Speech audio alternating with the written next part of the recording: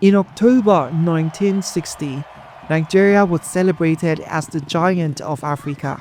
The British were gone, the economy was booming, and the future looked unstoppable. Yet, just 5 years later, the entire civilian government had collapsed. How did a nation full of hope unravel in less than 2,000 days? The answer comes down to 4 powerful men, 3 massive regions, and 1 system of government that pushed them all to the brink. When Nigeria gained independence, it didn't operate like most countries do today. It was divided into 3 powerful semi-independent regions: the North, the West, and the East. Each had its own premier, its own flag, its own budget, and its own ambitions. At the center of it all stood 4 dominant leaders. In the north stood Sir Ahmadu Bello, the Sardauna of Sokoto, a commanding traditional leader whose party held massive numerical strength across the territory.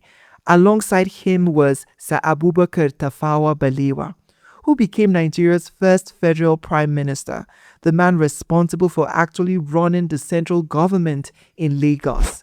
In the east was Dr. Nnamdi Azikiwe, widely known as Zik, the pioneer of African nationalism, who became the nation's governor-general and later its first ceremonial president. And in the west was Chief Obafemi Awolowo, a visionary administrator who pioneered free primary education and modern infrastructure in his region, now serving as the fierce leader of the opposition.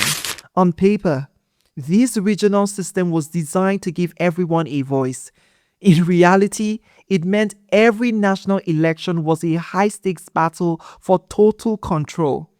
Here was the core problem. In Nigeria's parliamentary system, no single leader had complete authority. To form a government, Balewa's northern party, the NPC, had to form an alliance with Azikiwe's eastern party, the NCNC. That left Awolowo's western party locked out in opposition. For the first 2 years, the coalition held. New universities were built, railways connected trade routes, and in 1963, a 4th region, the Midwestern region, was created. Nigeria officially became a federal republic, cutting its final constitutional ties to the British crown. Azikiwe became president. Balewa remained prime minister.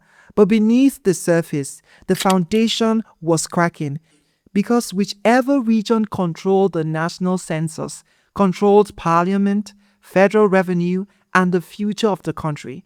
By 1962, the cracks burst open. In the western region, a bitter dispute split the ruling party. Regional parliament sessions descended into chaotic shouting matches, forcing the federal government to step in and declare a state of emergency. Then came the national census of 1963. In a country where population size determined political seats, the numbers sparked furious national debate, with regional leaders openly rejecting the official counts. By the time the 1964 federal elections arrived, trust had largely broken down.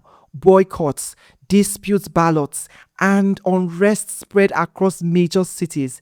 Ordinary citizens began asking a difficult question. Could Nigeria's democratic leaders find common ground, or was the entire system heading toward a breaking point? Nigeria was just 5 years old. It had world-class universities, visionary thinkers, and boundless economic promise. As 1965 came to an end, families across the nation hoped the new year would bring calm. They had no idea that in the shadows, a group of young army officers were already making a secret plan. On the night of January 15th, 1966, the silence would be shattered forever. Why did soldiers step in? And what really happened on the night of Nigeria's first military coup? Click the video on your screen right now to watch episode 3, The Night of the Young Majors. Make sure to hit subscribe to Heritage Unlocked so you do not miss a single chapter of our history. See you in the next episode.